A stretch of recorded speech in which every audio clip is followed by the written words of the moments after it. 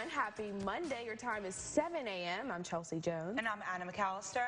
And I'm meteorologist Lexi Birmingham. So how was your weekend, ladies? Oh, it was pretty good. And again, with the cloud cover, it was just more like a just relax at home kind of scenario. So. Yeah. Some of us were outside, and it was a bit chilly, but it's okay. We had a lot of fun outside this weekend. But today will continue to be a little cloudy for us. Yeah, not the best start to the new work week, but we are in the process of seeing a big change in our weather pattern in the form of more showers on the way and some cooler temperatures as well. As we take a look outside from our Western Air Studios tower cam, it is getting a little bit brighter because, believe it or not, the sun is actually coming out. You just can't see it because of the thick cloud cover. And temperatures over the next couple hours will continue to be nice and mild. We'll start to see maybe a few isolated showers begin to pop up between 2 and 4 o'clock this afternoon as highs settle back in into the lower to middle 70s. That is your forecast first.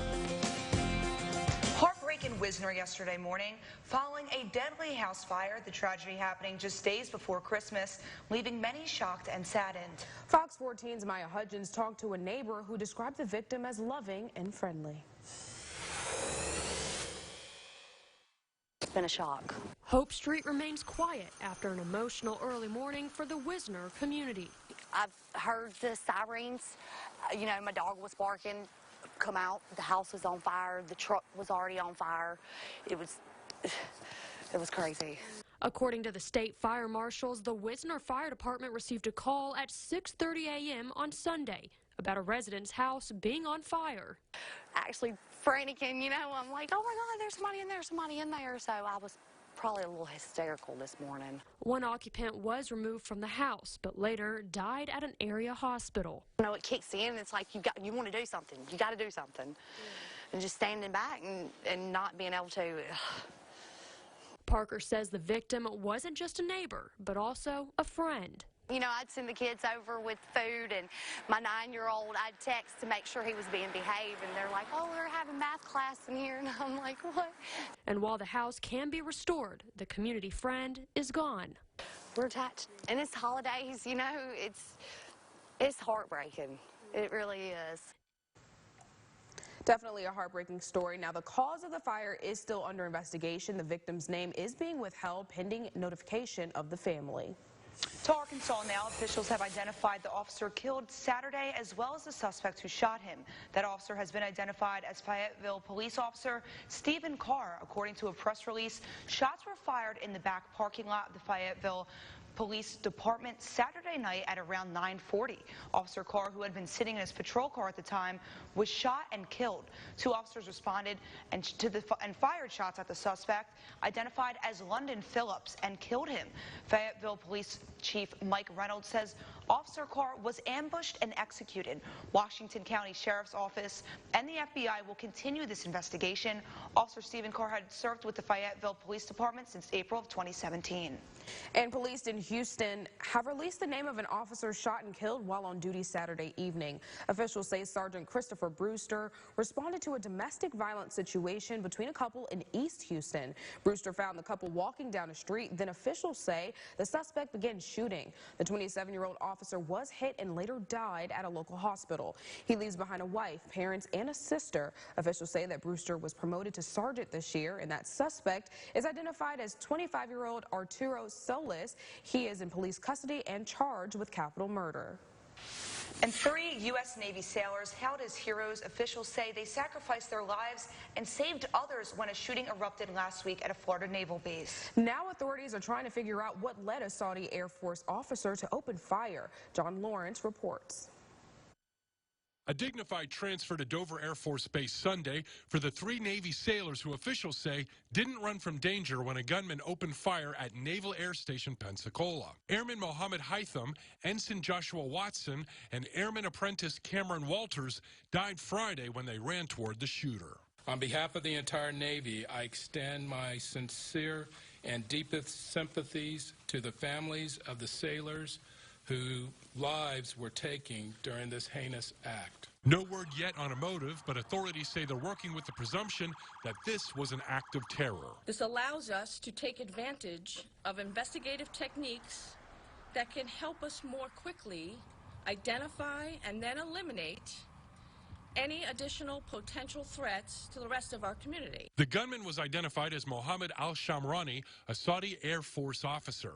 The 21-year-old was killed after exchanging gunfire with two deputies. You know, you have foreign military personnel coming to our base.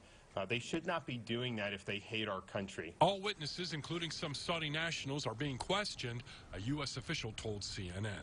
We are working with every single international and domestic partner to ensure that we vet every single lead as necessary. I'm John Lawrence reporting.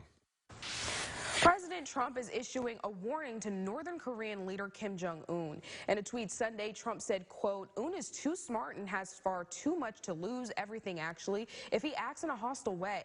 Trump's tweets came after reports that North Korea conducted a possible significant test at a missile site, and it is not immediately clear what was tested. Trump also said North Korea must denuclearize as promised. The country's ambassador to the United Nations says the denuclearization is off the table in negotiations with the U.S. The organizers of the large-scale demonstrations, which kicked off Hong Kong's months-long protest movement earlier this year, returned to the streets again Sunday in a bid to maintain pressure on the city's government following the success of pro-democracy groups at recent elections. Thousands of people of all ages assembled for the protest. Many in the crowd could be seen carrying large banners bearing slogans such as "Free Hong Kong." By late afternoon Sunday, parts of the city had come to a complete standstill as crowds attempted to move through the main island to charter roads close to the main financial hub. The event, which appeared on course to be the biggest of its kind in recent months, marks the first time since mid-August that a march organized by the Civil Human Rights Front has been granted police approval. The group was responsible for two back-to-back, largely peaceful weekend marches in early June, which it estimates drew a combined total of more than 3 million people. At least 5 people have died, and at last check, 10 people are injured after an eruption at an active volcano on White Island in New Zealand, according to police. John Timms, New Zealand's deputy police commissioner, added that the dead were among the 23 rescued from the island earlier Monday. The rescued individuals have also sustained unspecified injuries, including severe burns. The number of people still on the island was in the double digits. Police added that rescuers are currently not able to access the island as it is too dangerous. Police said that a no-fly zone has been established around the island. New Zealand's National Emergency Management Agency said the eruption occurring at White Island is hazardous in the immediate vicinity of the volcano. White Island is dubbed one of the most accessible active volcanoes. On to entertainment news. A familiar TV face has passed away.